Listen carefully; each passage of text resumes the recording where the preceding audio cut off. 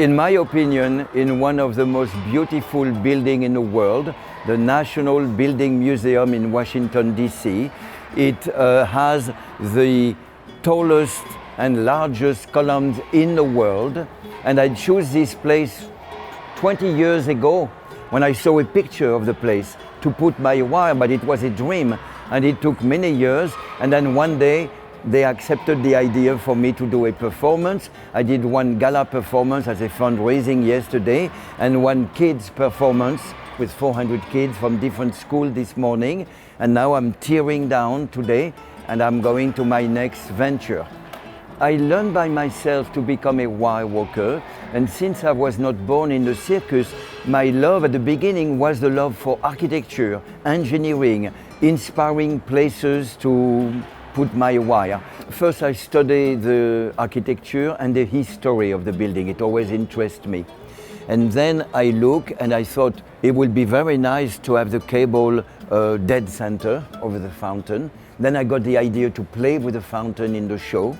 I thought that the second floor was too low in the sense of artistic beauty. The fourth floor was not allowing me to rig. So the third floor was a natural, it's a little bit high. I think it was very majestic, the height, the ratio, length and height, which makes a wire walking be beautiful and impressive. Basically, Philippe is a very hands-on kind of guy with his. He trusts his engineering, he's very versed in engineering, and we still had to get engineer drawings for GSA. I am a practical engineer because I do the work, I conceive, I do the drawing, and then in some instance like here, I give my sketches to professional engineers and they do their big blueprint with a stamp of approval. Patuxent Engineering got us stamped engineer drawings to mimic what he wanted, so it was a convergence of the two to get this signed off on between the steel, the rigging and so forth. And when I studied the building, I said, oh, I could put a stiff member across here, an I-beam or something, and protecting the wall, I could apply the pressure that I needed. It was verified by the engineers and approved. And my coefficient of safety is immense. You know, I could have pulled 10 times more because these are not decorative walls. They are load-bearing walls. I'm trying to speak your language, engineering. It went well. He was hands-on from everything, from a knot to a bolt. He didn't allow any of us to tie knots. We would hold the line's tension to what he wanted for the cavaletti as an example, and he would come down, tie it himself. If it be a half hitch or clove hitch, whatever, he was very hands-on. Very cordial at the same time, just methodical about it because he's walking up there. It was a very safe rigging with a lot of safety factor. And I have here a EC4 from Radcliffe. They don't do it anymore. It's a 6-ton chain hoist. And I'm only using like 3 tons, you know. And of course, when the cable is pulled, when I tighten the cavity, it creates vertical resultants, which adds more load. But all that is within my parameters. And then this is a 12-ton shackle. I don't need it, but it makes me happy.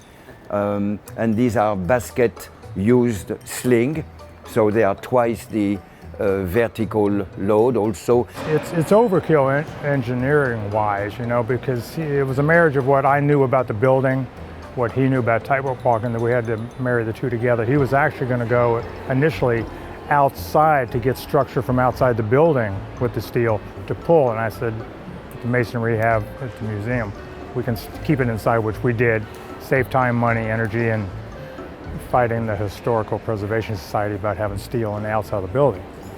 So it worked well. It was a nice marriage. So I love to be in the world of engineering. Sometimes I do actually blueprint in the old days on the blue sheets and then with a little letter with a 2 line of pencil, so it's very readable.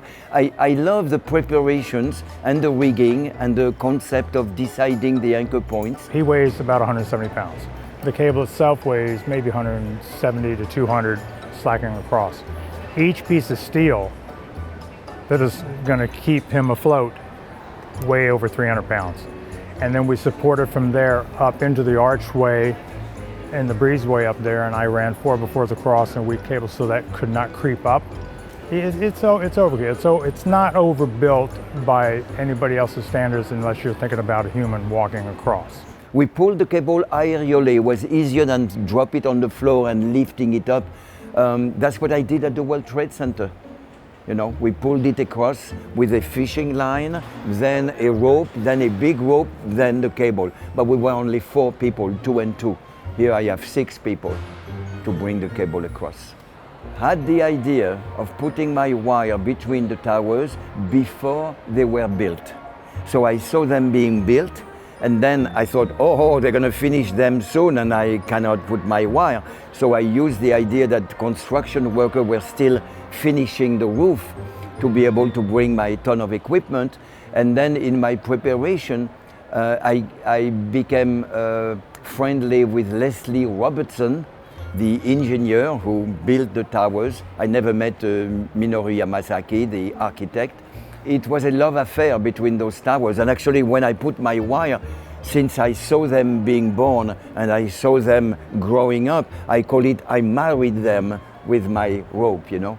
On August 7th, 2024, I'm going to create an amazing performance in New York, in an amazing place, but I cannot reveal yet where it is, with some amazing friends, great dancers, great musicians, great singers. And it's going to be a show that I would like the world to witness, to celebrate the 50th anniversary of my work at the World Trade Center.